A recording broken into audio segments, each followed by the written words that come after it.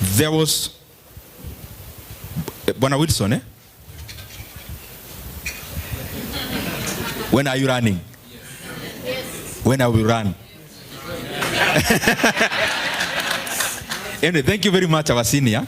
I have heard you, but politics, what I've learned, before you say something, think about it well, plan well, don't take your supporters for granted. So when you are actually saying something, say it and do it. And when that time is there, we'll leave everything to the Almighty.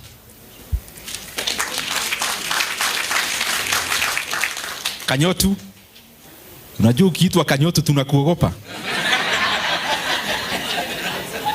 But he asked a very, very important, in fact, I actually thought that is the topic I would be invited to talk about. Iran. What do we see in Kenya and what are the opportunities?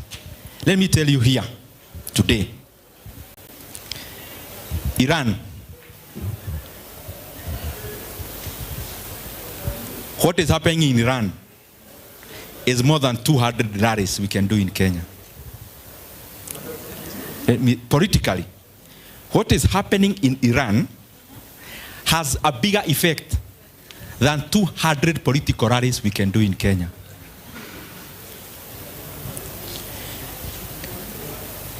In Kenya, first of all, you asked, can we actually even deal with the shocks? Let's ask ourselves first, what is it that we need to do, first of all? You heard me last week talking about oil, the whole week, from Monday to Friday. I was going everywhere, I was talking about oil. Because I know these people. Because I know them. And I know when I look at them what they are planning. So I decided, let me show them that Kenyans know that the stock in Kenya did not come now. Because that's what they could have purported. We are now over that now. The second thing is that Kenyans must have a conversation. Let no one in government, and let me say it very clearly here, let no one think they'll come next month, talk about oil and blame everything else except their own policies. In terms of oil, you can only change two things. One is the landing cost. Two is levies and taxes. As a non-oil producing country, there is very little you can do with landing cost. But you have everything you can do about levies and taxes. The price of fuel in Kenya, 50% is levies and taxes. So I want to tell the Ministry of the Department of Petroleum, EPRA, nyinyi wazee wa serikali, ebu kwanza msuspend hizo rallies zote. You come to Nairobi and plan about Kenya and what Kenyans expect next month.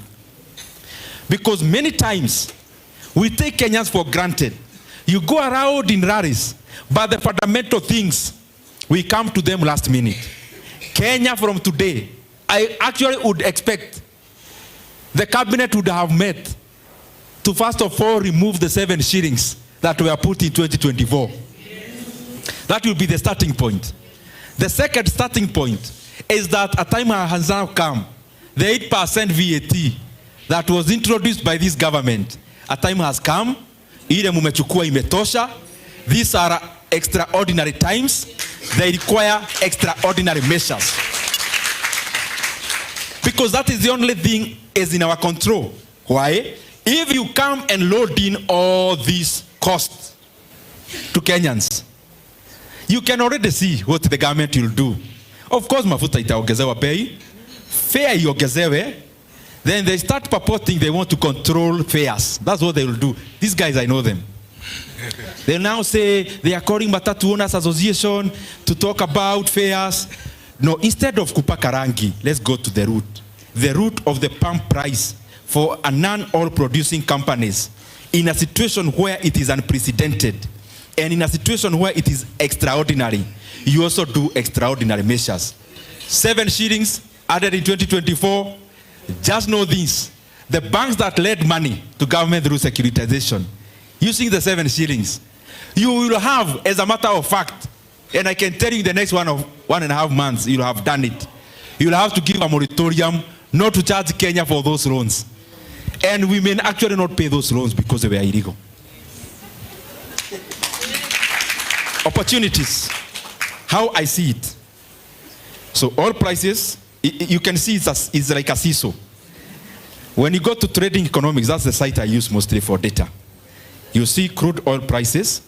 When you see red, you see Dow Jones green. When you see green in terms of oil prices going up, Dow Jones, you see red. It is, in my economy, it is the most predictive, I think, science there can be. That as oil prices climb up, the markets go down. And they don't consult immediately. Right now, Trump will come and say, oh, we are now protecting the Strait of Hormuz. Immediately, you see a red in oil, you see a green in the markets. That talks to us that, yes, we need to do what we must do as a country that has overtaxed its oil, but also as individual people, we try to scavenge. So, as the market in the US becomes unbearable, I think this is a topic I don't want to start, it will be long, but let me just say this. As oil go up, inflation will go up internationally. The Federal Reserve, most likely, I don't know whether they met today, they are likely, the very best, they are likely to sustain. They cannot now cut rates now, because you have inflation to deal with. That's monetary tightening. That compounds our debt situation. I hope I am communicating to you, my brother. It's very technical. So the shocks will go beyond oil. They'll go to debt, they'll go to forex, etc. But, very lastly, on that issue, my brother talked about dollar. You know, when we come to TV, we have stabilized the dollar. You must have heard those speeches. We got it when it was 160. We have brought it down and stabilized. These are the realities. The dollar to Kenya shillings was 119 to 120 during the day of swearing in. It is now around 128 to 129. So between a dollar to Kenya shillings of 120 and the one of 129, which is stronger? The 2022 one or the current one? Now, you can take your phone after this meeting. Just go to Google and check. How much did the dollar gain or lose in the year 2025? The dollar is the benchmark. The dollar is the global currency. Itself, because of policies, protectionism policies and etc., and a lack of independence that was being seen in terms of Fed, the dollar itself lost 10% in the year 2025.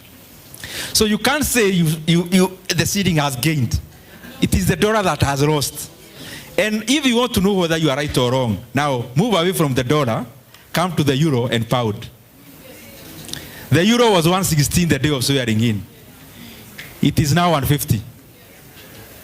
It's not my figures, it's figures. The pound was 136. It is now 170. We have stabilized the shilling. And those are the short stories.